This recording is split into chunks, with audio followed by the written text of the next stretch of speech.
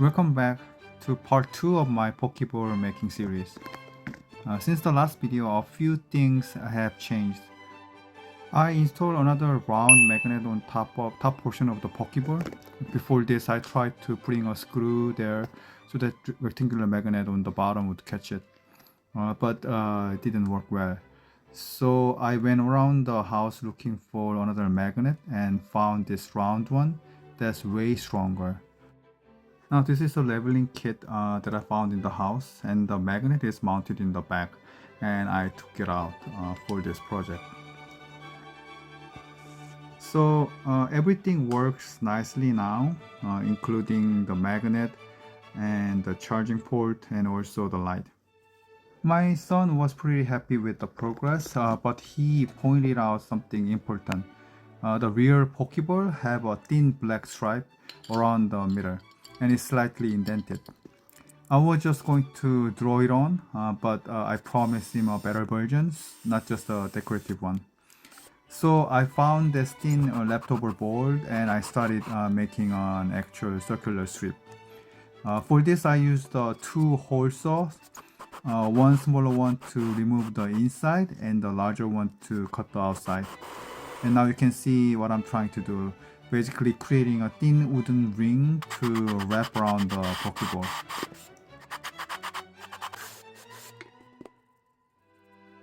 Now as I was shaping the strip, the idea of light cover popped back into my head.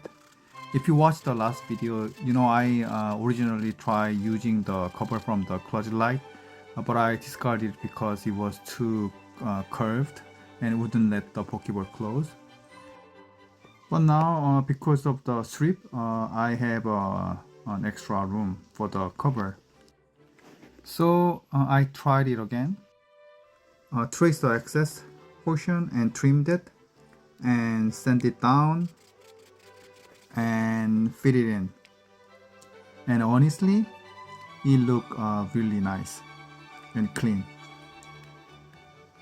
So I really loved it, but the concave shape still wouldn't allow the Pokeball to close. That was a bummer. So again, I had to throw that idea out. At this point, I couldn't let the light cover idea die. So I started searching the whole house again. Cosmetic containers, plastic cases, anything that looked promising. And eventually I found this plastic lid. I promise you, this lid had no container. It was just lying around in my son's room with no purpose in life. So I adopted it. I like the lid, except it was way too transparent. The whole point is to hide the LED panel so the Pokeball looks cleaner while still letting the light shine through. So I grabbed some baking paper to use underneath as a diffuser. But while I was sanding the edges, a random idea hit me. What if I sand the face of the lid too? So I tried it, and it turned into this semi-transparent diffuse finish. Exactly what I needed. And just like that, I didn't need the baking paper anymore. Right now, I'm tracing the area that needs to be cut out so that the cover can sit perfectly flush. I used scissors and a knife for this part. After cutting out every part, I used a sanding block to make it smooth. Now, along with the trimming the cover, I also had to cut a portion of the wooden ring. I made the ring slightly smaller to give it that indented look. And I also removed the sections so the switch and the charging port could fit properly.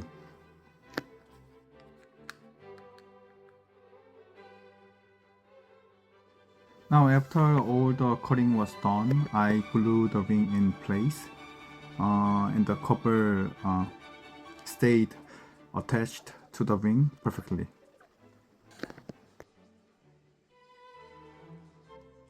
Now at this point, everything was looking really nice. I felt really good about it, and my customer, which is my son, was very happy too. But as he walked by, he casually mentioned, The middle ring should be a little thicker, but it's okay. I wanted to let it go. I really did, but once again I wanted to satisfy customer. I even checked online and sure enough the real Pokeball do have a thicker middle ring. So I decided to cut one more ring and attach to it on the top just to make that middle section thicker like he wanted.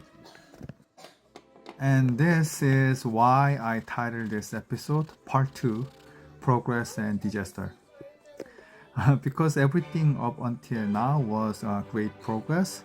But from this point on, things slowly began turning into a disaster. So I glued the second ring on top, and now the Pokeball was starting to look a little oval instead of sphere because of the extra thickness. My son noticed it too, so I sanded it down until he finally said, "I think it's okay." But I wasn't satisfied, something felt off. But I kept going, not a full disaster yet, but definitely not a good sign. And then came the next part, the button. This is where things really started heading toward disaster. By the way, you might notice some tiny feet in the frame. Those belong to my second son.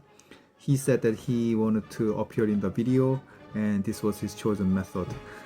So here he is making his debut with his feet.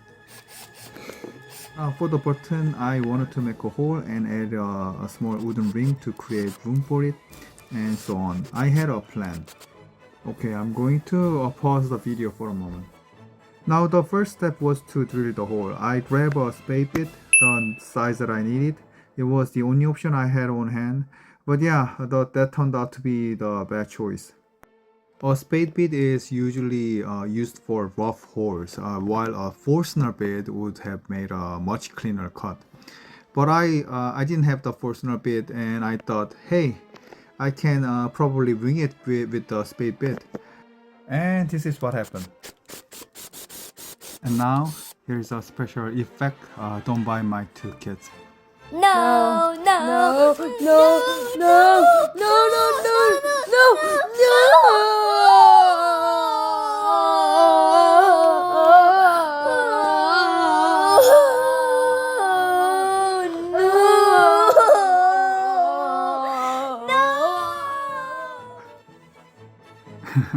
And with that, I will wrap up the video. Thank you for watching and supporting our little project. Please like, comment and subscribe, and tap the notification bell so you won't miss the next video where you will see how this project turned out.